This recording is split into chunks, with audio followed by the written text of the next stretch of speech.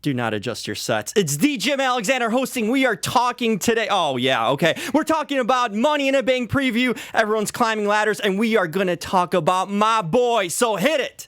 You're tuned in to AfterBuzz TV, the ESPN of TV talk. Now, let the buzz begin. Oh, what's up? This is a preview. Are you bouncing, man? What are you doing? Good thing we have the wheels on the chairs. So, The rhythm! Love it! shout out to Evan Mack. Evan Mack? Back in the day when he was a young buck. Yeah, Mac Getting Rich. it done. Yeah. Yeah. When Barry Mack was running the show. You know what I mean? Shout out to Barry Mack. What's going on, everyone? Yeah. Oh my goodness. Monday Night Raw after show. We got so much talk. I am the Jim Alexander. I'm at the right side this time. Okay, first time ever hosting this show. Not Quasto, not my boy Mac. It's the Jim Alexander. Joined today to my left, far end, the mayor of all mayors, Mr. Mayor. Take it over. Global voice. I haven't been elected yet, man. Hey, you've been elected to me weeks ago. Okay. I appreciate that. Oh, and next to. What is going on here? Where are you, Evan? Hey, Evan's taking care of stuff. Next to the mayor, the queen of the White North. White North. She's doing the Kauai swipe, the claw swipe when I'm introducing her. The queen of cocoa butter herself, TK Trinidad. Wait, the Queen of Cocoa Butter? Really? I guess Yeah. so. I guess this is happening. Shout out to TK. What's up, Jim? It's very mixed in the chat. Some people are loving the fact that you're hosting, and some people are not loving the fact. So we'll see. Hey, this is a perfect time for me to host. Got a fresh haircut, got my eyebrows done. It is looking your sharp. eyebrows done? Yeah. Okay. Hey, Wow. every gentleman's got to keep it real. So, you know what I mean? Okay, Like, yeah. that's what we're talking with something. No, we're talking about eyebrows. You get your eyebrows done? All right, go ahead. Hey, got a good look, good for your mayoral election running time. You know what I mean? For sure, yeah. I'll get my eyebrows done June 3rd after election. Overall thoughts of this Raw. We were on the week of Money in the Bank. What'd you guys think of Raw tonight?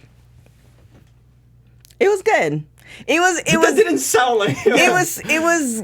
They had good matches, but I feel like they could have condensed it. Obviously not because it's a 3-hour show, but they can condense it into 2 hours. Like there was a lot of filler stuff in it. Yeah, I feel like after last week, there was nowhere to go but up, right? So this was definitely improvement based on last week's episode, but I don't want to say it was good or solid. I felt like there were so much things they have to like address this time that I felt like, okay, which is very, very there, very, very standard. I actually liked it. I thought it was good because they got so much into it. Like, this is the go-home show before Money in a Bank. For them to roll out so many different things, I felt that they did a good job with the storylines too, but I thought they gave us a lot of flavor and variety. Okay. Which usually sometimes you get stagnant. You focus on like the main event or the one thing. I thought we got a good taste of the women's Money in a Bank. They gave us a good preview of all the matches, I feel. So I thought they did a successful job when it comes to promoting the pay-per-view and kind of giving everyone their own shine. It's like a face turn? What's going on? I don't know what the hell's Give going Raw on. a I chance, really don't. Jim says. Wait, it's gonna change. It's gonna change. I'm in a twilight zone, I think, or something. But it started out Hosting chair. Right. Well, yeah. It's a hot seat. Roman Reigns once again.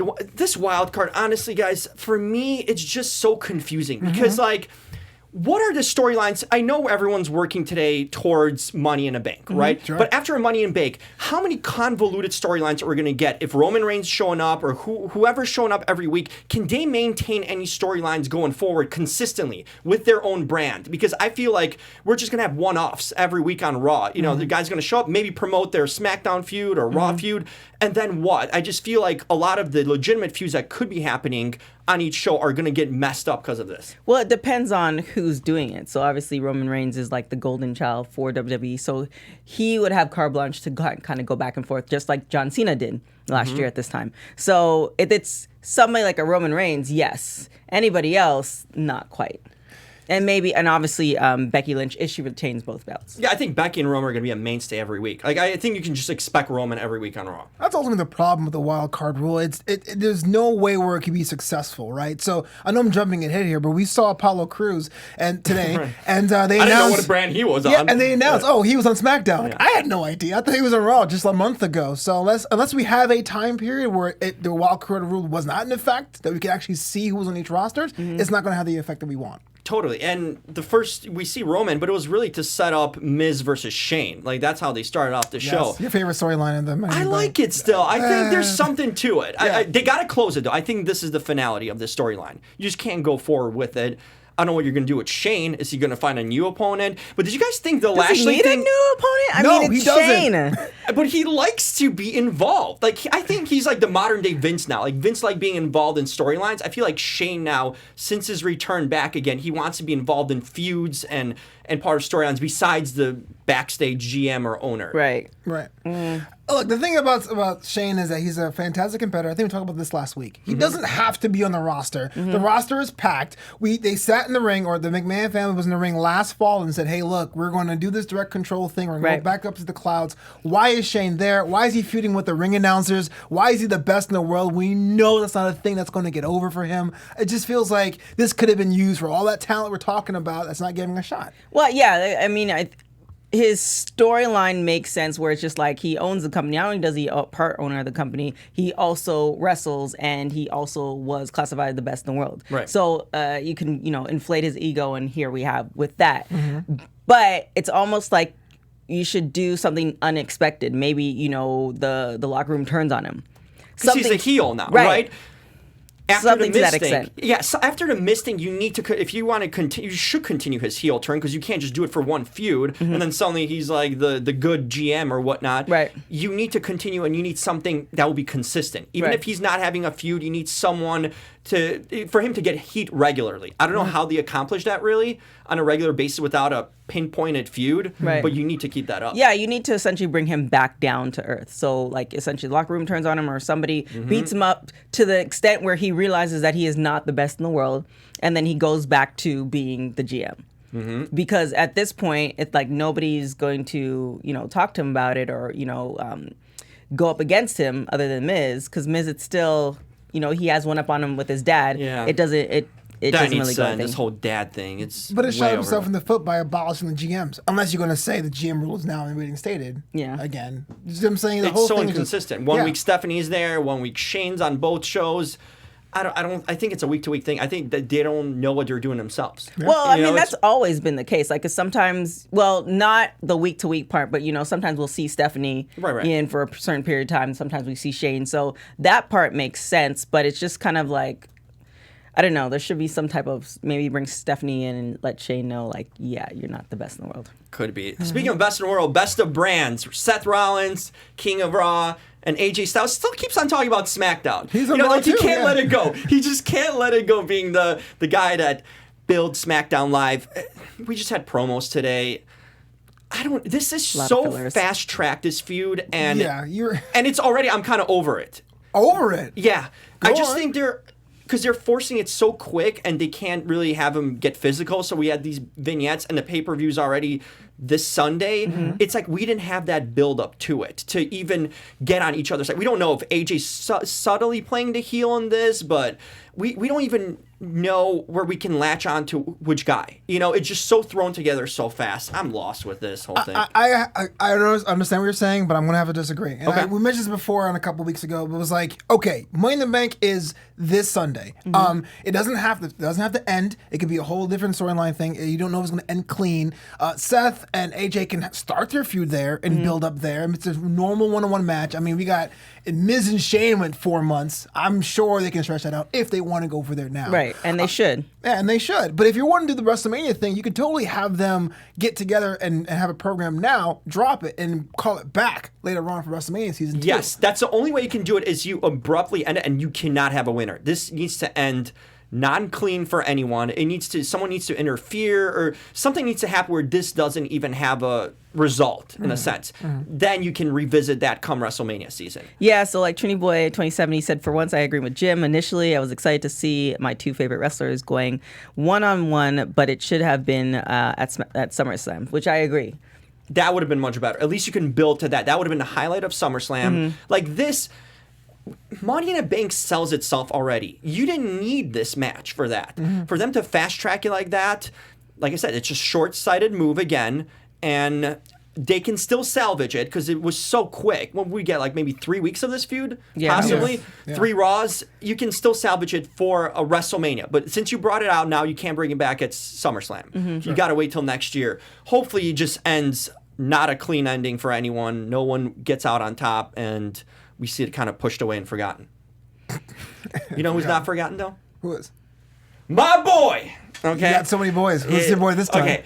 I am officially ready to come out on a limb and say, my boy, the Baron Corbin my gosh. is a star. No. Okay. Yes. No. Yes. No. You can't. Actually, somebody in the chat made, not in chat, in the comments last week made a good point, because Baron Corbin is, I believe, I'm going off the chat, so let me know if I'm wrong or not. Former football player, just an athlete stature, and that's the type of stuff Vince likes. So it actually makes sense that he's being pushed to this because he's kind of the prototype of what WWE likes. Love it. No, I don't love it. It's a terrible idea. It's a terrible idea. I mean, his finishing moves, or whatever, not the deep six, the other one. Other days. I'm just like, I'm not on board with it. I'm not on board with him, his goofy looking face, his wardrobe. Damn. I don't see the point. There's He's some a personal star. hatred there. No, it's a very Jim-like hatred. I think that he should change his whole gimmick, though.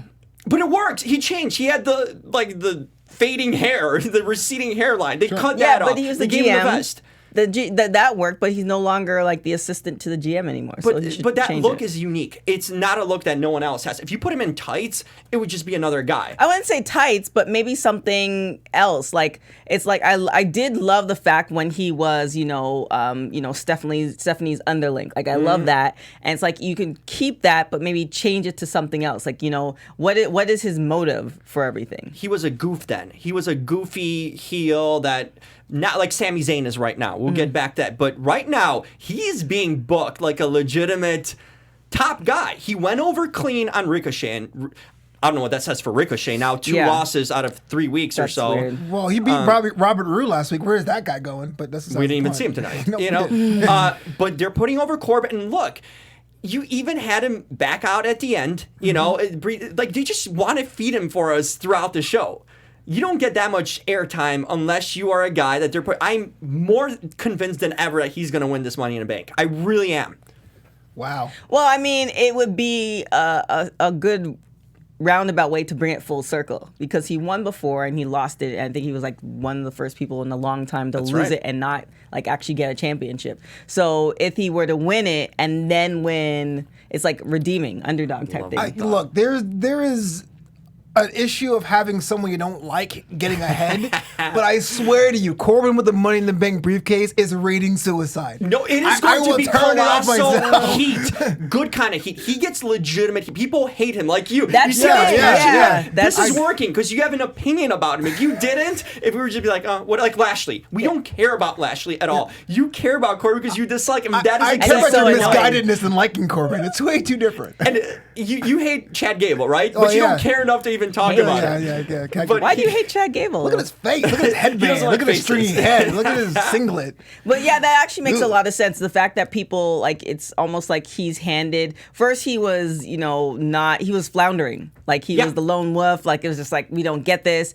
Then, somebody created this gimmick, or he created this gimmick, and now he's, Stephanie's lapdog. And he's kind of maintained that I'm above all of you guys because I was so close to the brass ring. And people dislike him because he's being pushed in front of everybody's face. So it does make sense that, people hate him, but it's also beneficial. Makes sense why he beat Kurt Angle too. Now it makes complete sense why he beat Kurt Angle. He's using, like I said, it's like the modern legend killer gimmick, just a differently legend. But that is something that put him over big time, and he's using it. So now looking back at it, I thought it was the right move for them to put him over because you're using him properly. It's not like you gave it to a guy that's going to be in the bottom of the mid card. They are genuinely pushing him, and we're seeing it every week. Him being featured on TV, him getting clean wins. Yeah, I don't think they should sacrifice Ricochet though. I know, but what's going on with Ricochet then? Yeah, what is going on with Ricochet? They're just lost with him now that separated him from a tag team, or what? Yeah, but they weren't technically a tag. Like, I mean, they just threw them together. But it was working though, because they were going over. Well, I think Raw definitely has his archetypes. I mean, Ricochet's falling into that Finn Balor spot last year. Somebody who's formidable, but definitely will do those long matches on TV, but end up not coming on top. So. I don't know. You can still save him, like, because he just sells himself on. He's so unique in so many ways. So it's not like it would take multiple clean losses for him to really start feeling like he's really going down. I still feel, even though he had 2 clean losses, you can still salvage him. I don't know. We'll see. You just need a feud. You need a feud for him. Right after Money in Bank, he needs a legitimate feud. He needs a legitimate feud and a storyline, like a reason why. Yeah. Because he came on and he was part of NXT, and he came as a tag team, and all we saw was great wrestling, which is great. However, with WWE, as I said a lot of times, it's about the storylines. Like, why should we cheer for you, or why should we hate you? And there's really no reason. He hasn't given us a reason either way. Well, speaking of reasons, Flobo, tell the people why there's a reason they should be checking us out all the time. AfterBuzz TV is the leading digital service offering you all the crazy shows and after shows from my favorite programs. If you're watching right now on YouTube, give us a like, comment, subscribe. Show us the love, we'll show it back. And if you're also listening to the show on delay on your podcast device, your iTunes, your Spotify, all that stuff, we want 5 stars. That's right, 5 stars, because 1 through 4 does not work.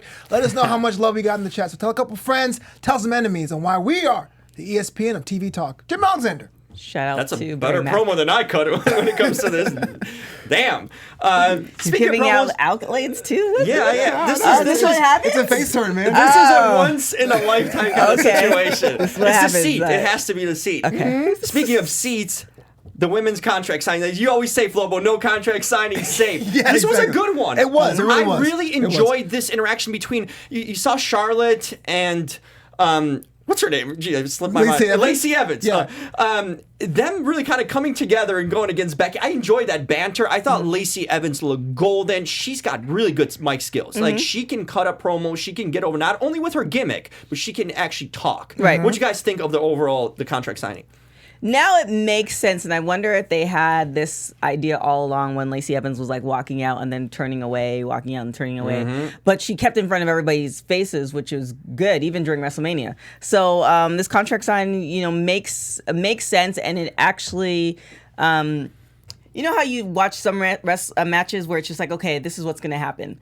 You really don't know what's going to happen with this. They can go in multiple ways, the fact that all 3 of the women are going to be in it. So I'm excited because I don't know what's going to happen.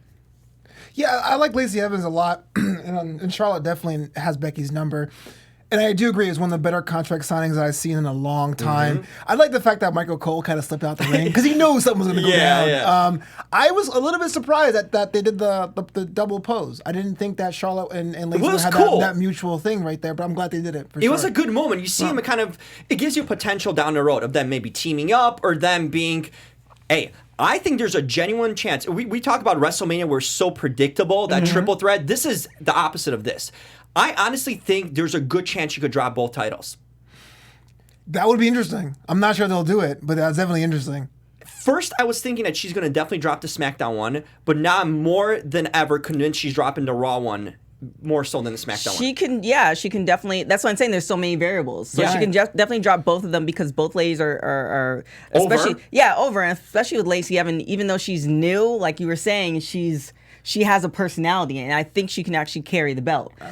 So you can drop both of those, and then now you're creating a whole another storyline where Becky feels like, she was set up or bamboozled, and now she's, on the rise again to try to reclaim both belts. Lacey Evans feels like a star, and she's barely been around. That's the thing. She's so over, not only her gimmick, because the gimmick lends itself. It's a unique gimmick. No one's really done it, anything like that. But she can handle, not only in the ring, she's got the mic skills and the great gimmick. That's star quality right there. That's the trifecta right there. We're talking about Becky kind of using crutches literally with her the man gimmick, Becky 2 belts. Lacey Evans doesn't need that. Sure. She puts herself over. If you take away the gimmicks from Becky, I feel right now that Lacey Evans is more of a star than Becky Lynch. No, you can't. Well, the thing with Becky is, remember last year she was talking about how she wasn't given opportunities. So that's how the whole man thing started. It wasn't like, okay, today call me the man. Like, she wasn't given opportunities. She got the belt. She rolled back down the hill. She's trying to get that rise, and then you see Charlotte over and over again getting the belt above her. So you could see that storyline that she has with the man has been at least a year and a bit in the making, little by little, through Twitter, through Raws, etc. So you can't just say it was a gimmick, because there's just actually genuine frustration of, I'm putting all this work in. Yeah, that got hot. And it made sense. So that was very natural versus, okay, here's the gimmick, run with it for 6 weeks. Yeah, I agree with Lacey. She does have some star qualities, but she has to have a feud first. I can't give her the star tag without her being in a feud and being like, okay. Well, her feud could be with Becky, because she could feel that. So I'm withholding that. If it happens after this, I'll say star, but I don't know. Yeah, Lacey takes the belt, then the feud would be between Becky and Lacey. For sure. But if Becky retains the belt, then Lacey just rolls back down to start again. That's this is the Drew McIntyre effect. They built Lacey up. Now she needs to go over.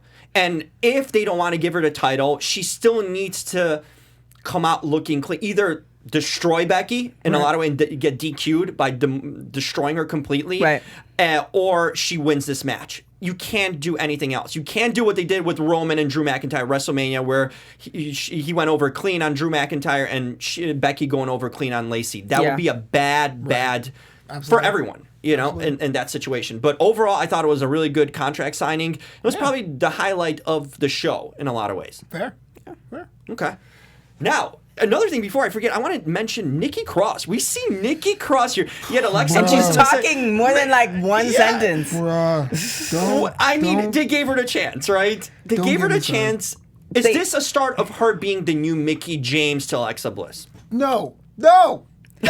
Nikki Cross is Nikki Cross is way too talented. Her character was way too involved for her to be doing this. Yeah, but they destroyed it. And they can't bring it back. And so now she's backstage talking quote unquote normally, and then she's wrestling with the old persona. So I'm not saying Mickie James, I'm thinking Festus, and that's a problem because Nikki's way better than that. She is good, but you see, she's still coming out with the music, and it doesn't fit anymore because they literally killed her character tonight, and they gave her a new one. They gave her the gullible kind of lackey. Right? The one that's going to be doing the dirty work for Alexa Bliss. Kind of like the Mickie James, but she's almost in an apprentice kind of intern role, right? Yeah.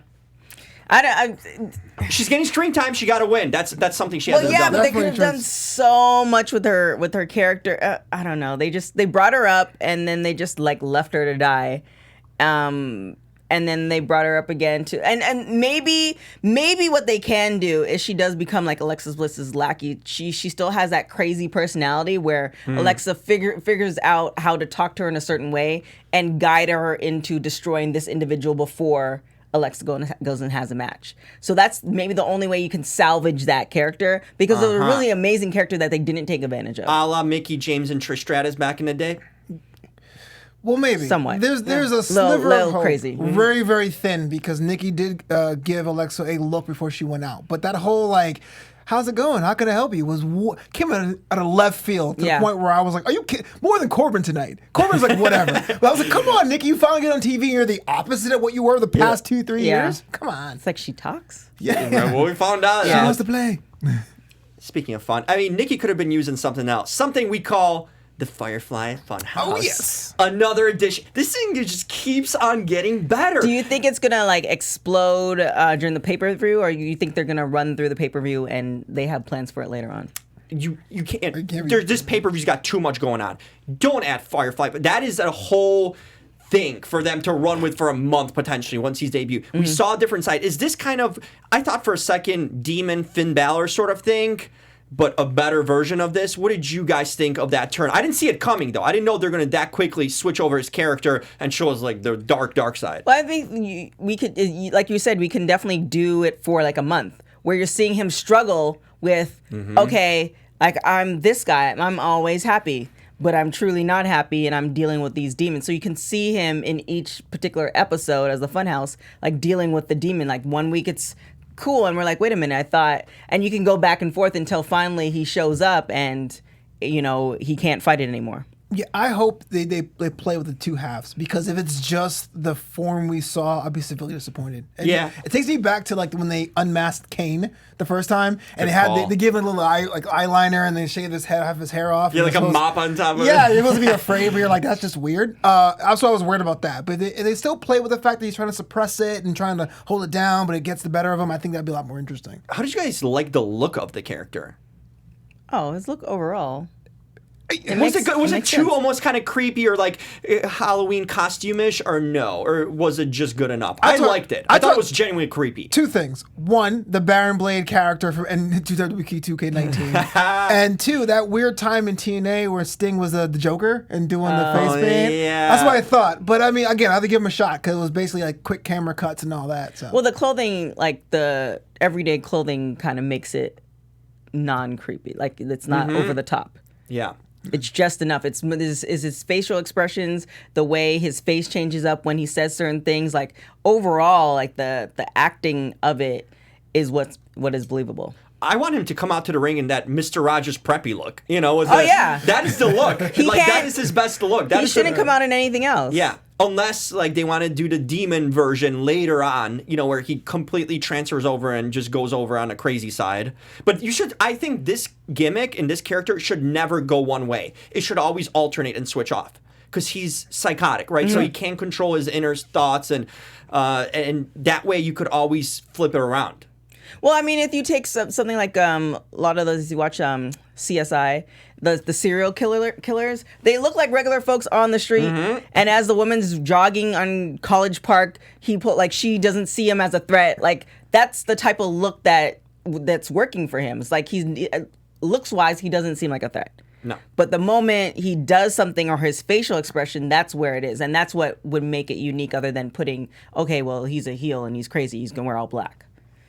And Bunny's back. Yay. I'm glad they put him together. Do you think he's a Raw talent or SmackDown? Okay, so he's a Raw talent. He's got to be a Raw talent. And who will he feud with, you think? It's wide open. Anyone. Yeah. Anyone. He could make a star of anyone that he feuds with. Because he's so over with his gimmick that anyone that's going to be involved in this gimmick is automatically going to be over in it.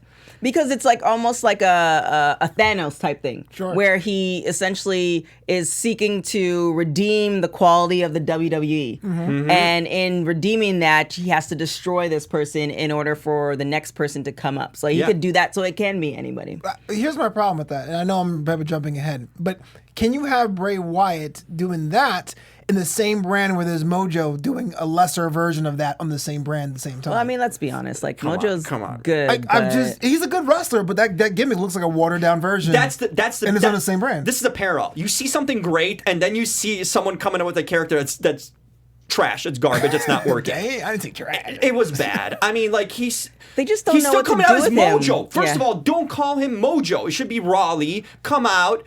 Fair. Get better face paint, because that looked like it's really cracking, like a kid, like one of the Firefly Funhouse kids drew on his face.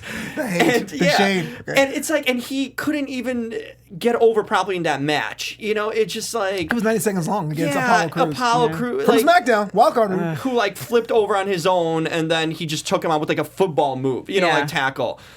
Yeah, they need to figure out what to do with, and that's the unfortunate thing. It's just like Bray has it all together, package wise, looks wise, facial expression wise, the way he talks, all this other stuff. And Mojo has been struggling for years. Agreed. So it just seems like they either hired somebody new backstage and they decided to give him a chance. Like, let's go with this. But it's some people sit on the bench for their whole basketball career, and it just might be Mojo. You know who's not sitting on a bench? I think there's a time right now for something to get up and move. You know, something called the boudoir.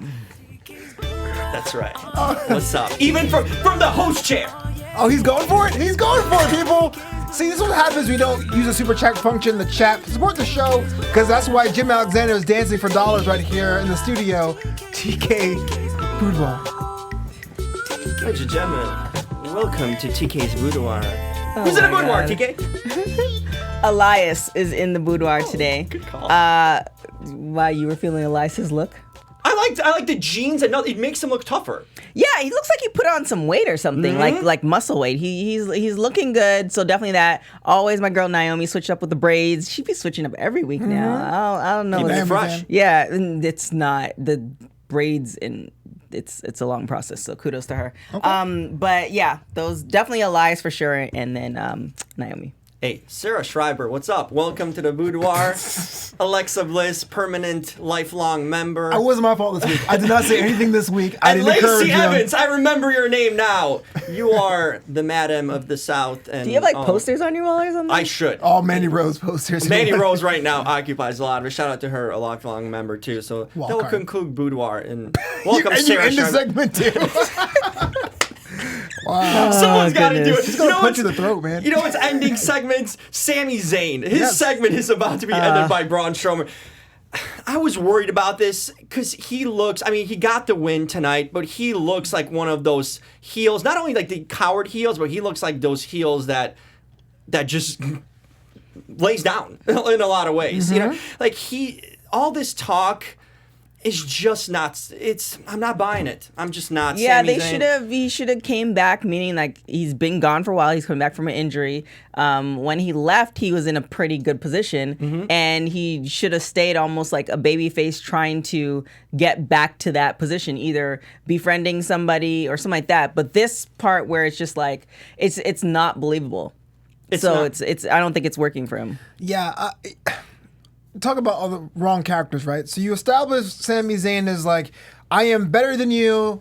You guys The critic of the critics. The critics of the critics. But now you're doing the whole cerebral thing by somehow suckering Braun Strowman into a match. Like, which one is it? Now, you're a bad guy, great. But why would I hate you? Because you are acting superior? Because you are crazy as a fox? Like, what is the appeal? See, that's what I don't get. It hasn't been consistent. Even his promos when he was coming out, like they just weren't connecting because he was talking about things like, "I'm gonna leave the W. I hate being back here." Then leave. You know what I mean? Right. It's that easy. Please. No one's holding you back, and he couldn't sell his own promos. And when people are chanting for you, like he didn't change his music first of all, and that matters, right? Because he's coming out and he's still playing up and dancing to his music. People are cheering, especially now during London. The European crowd loves that stuff. You can't have it both ways. Either completely change your character, you're gonna be, I'm not feeding to I'm not gonna dance. Right. You know, I'm coming out to new music, or what? Or he could be a complete douche where he is dancing and he's essentially flashing everybody the F finger. Like, I don't really give a F what you like or dislike. Like something negative, either changing the music, like having the same music but maybe a lower tone, or coming out and essentially giving everybody the F word, and now they have to like block the finger out. Like then that little change alone is like, okay, he truly doesn't give a F because FCC regulations. You know what I'm saying? Like, yeah. I know. I get that makes sense. But I don't know what they're doing, and it's not. Unfortunately, it's not believable, and I think that this is just gonna have him roll back down to the. He's going to Money in the Bank.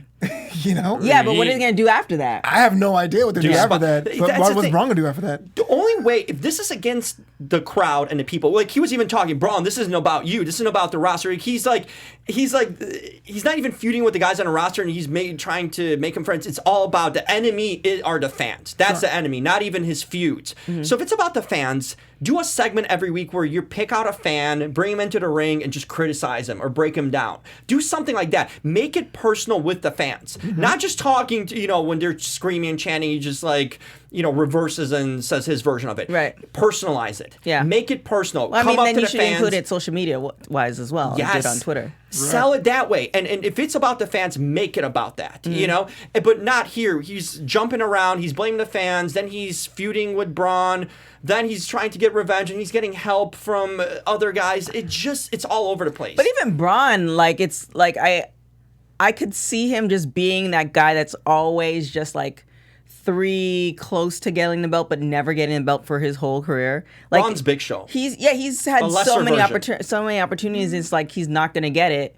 And is he just supposed to be like the setup artist for wrestlers? I don't know. It just he's Big Show from 5 years ago. A guy that's like, oh, he's big. He can at any moment throw you around, right, or but never pick up retain anything. the belt. Yeah. Never get a belt. Never be. Look at this. They put Sami Zayn, even though he's more fitting for this Money in a Bank match than Braun, for spot purposes. but they don't even put him in the match. Now, he doesn't even have a match going to Money in the Bank. It's like every week they just basically show you, look how big and strong he is, but we're not going to put him over. Right. You know, like, look at him flip cars, look at him feud with, in WrestleMania time, bunch of guests. But then never give him that opportunity. I don't know if it's something backstage or not, because they sell him as a big guy, but they don't even touch him when it comes to... maybe one time where you thought that he was actually going to get it. AJ 0314 says they keep offering him the key to the castle, but they keep changing the lock. Is it is you ain't with Braun?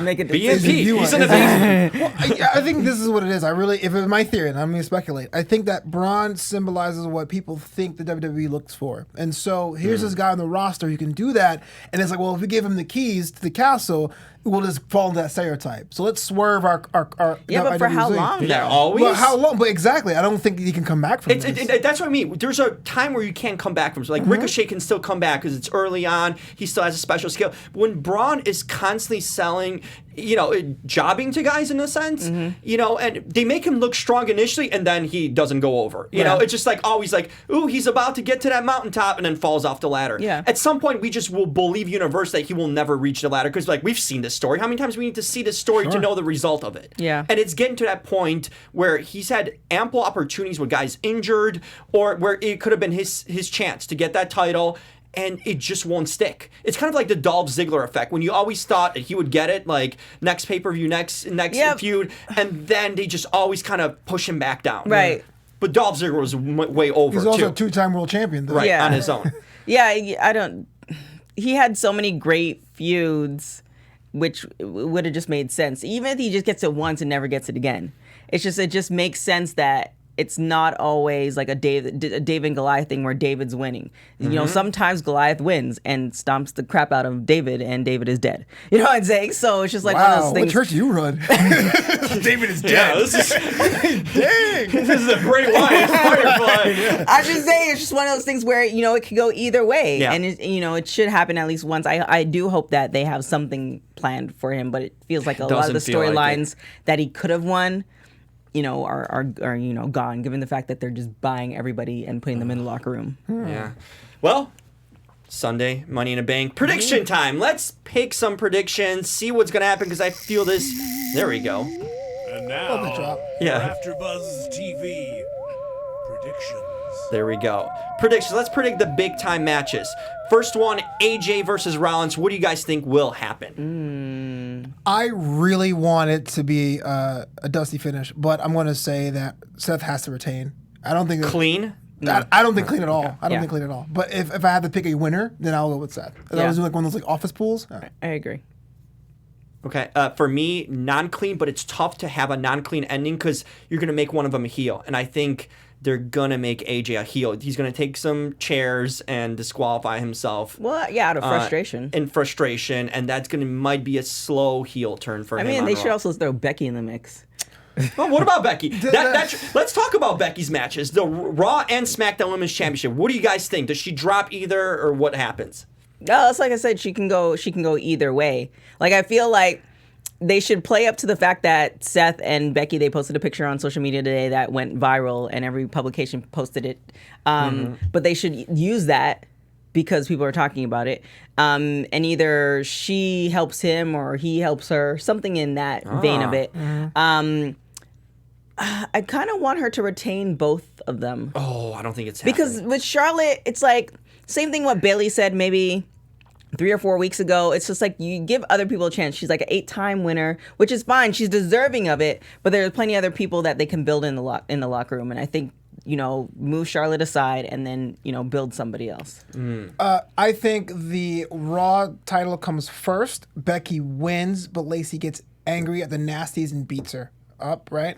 She fights Charlotte, and she loses to Charlotte because she's already injured. But then the Money in the Bank person cashes in and gets the Raw title. That makes sense. Oh, I like it. Here's what I think will happen. Okay. From the first match, I think Lacey wins. Okay. I think she shot cleanly. And then, also, when it comes to the SmackDown one, I think that's when someone cashes in from SmackDown. Mandy Rose. Hey, You said it for me. Cashes in and she drops both belts in one night. So she can't lose to Charlotte again clean or anything like that. I don't see Charlotte getting it right now. I don't think she can. There's no need for her to have the So title. you think the Money in the Bank person will get it? Yes, I think the SmackDown's winning That's Money in the deserving, Bank yeah. and cashing that one. So then Becky doesn't technically lose clean. She gets Right. interfered. But the first one she loses clean to Lacey to keep She Lacey can't lose. strong. She can't lose to Lacey. I think she has to.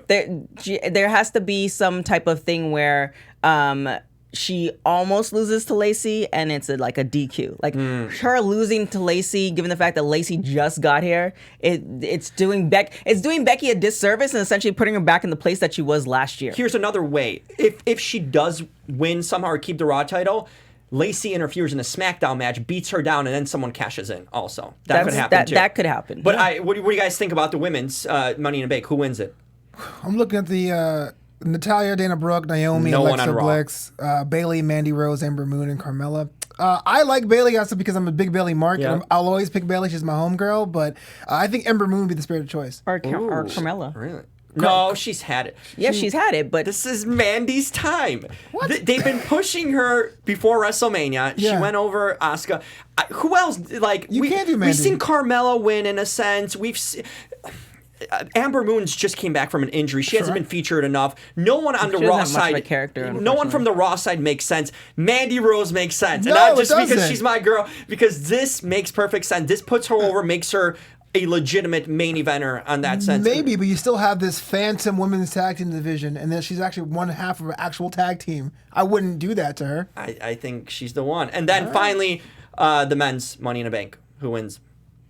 Whew, that's a lot of good choices. I'm a big Andrade guy. I will hope that Andrade gets it. I think he has a lot of upside. he's deserving. Yeah, he totally is deserving, but I am not sure. I mean, Drew McIntyre's also in that match too. He should get it. He needs it to save The amount his. of well, the thing is, he's almost like the same as Braun, where it's just like looks wise, he's the perfect prototype, and he's had so many opportunities, or he's almost there, and then it's like something else. Like he should have got it when him and Dolph were together, or when him and Dolph broke up, like around that time, and now it's just kind of like, what are you doing with him? Yep, my boy. That's simple. I believe in Baron Corbin. I believe in my boy. He is going to win Money in the Bank. Next month we're going to talk about the new Money in the Bank 2-time winner, the Baron Corbin. What a perfect way to end the Ghost show. says Jim is thirsty for Mandy Rose. Well, we knew that. Hey. I mean, it's All right, Mandy Corey Rose. Graves. You know, She's it's a not- goddess. I thought you were gonna say I would drink her bathwater. Is it available? There you go, Mandy Rose, my kids. girl. But I mean, I gotta give the love to everyone. You know, everyone gets love, and you guys, where can people get your love, Mr. Mayor? Tell us. At Twitter, at FloBoys, on Instagram, at Flobito, and Flobito.com. Two things I want to say. I want more Cesaro. He was dope. And rest in peace, the legend Silver King, who passed away in the ring this week. We all are inspired, whether from Nacho Libre or actual matches. Hope to see you on the other side soon. You can follow me on everything at TK Trinidad. Also, if you want cocoa butter, body scrubs, all that good stuff, you can go to Center in Company on all social medias, and also there's a website. You can all order there. It's all up there for you. I got the haircut. I got the eyebrows. I need the cocoa butter now. That's all. You know, and then Mandy Rosen, what's up? We're going places in that case. Man, this was fun. Shout out to Barry Mack, Evan Mack, Heidi Mack. Every Mac out there. Every okay? Mac, Willie Mac. Every Mac. And Khalil Mack from the Chicago Bears. All the Macs out there. Much love to you guys. Oh, man. Hey, I gotta go. There's Hannah, the Bachelorette tonight, starting things out. Big night, biggest Monday night, Bachelorette in full swing. What? I got to go. Yeah, Hannah. Are you covering that? I wish. I love The Bachelor. Queen of Cocoa Butter says what's up. All right, let's get out of All here. right, we're out. Ciao. Our founder, Kevin Undergaro, and me, Maria Menounos, would like to thank you for tuning in to AfterBuzz TV. Remember, we're not just the first, we're the biggest in the world, and we're the only destination for all your favorite TV shows. Whatever you crave, we've got it. So go to AfterBuzzTV.com and check out our lineup. Buzz you later. The views expressed herein are those of the hosts only and do not necessarily reflect the views of AfterBuzz TV or its owners or principals.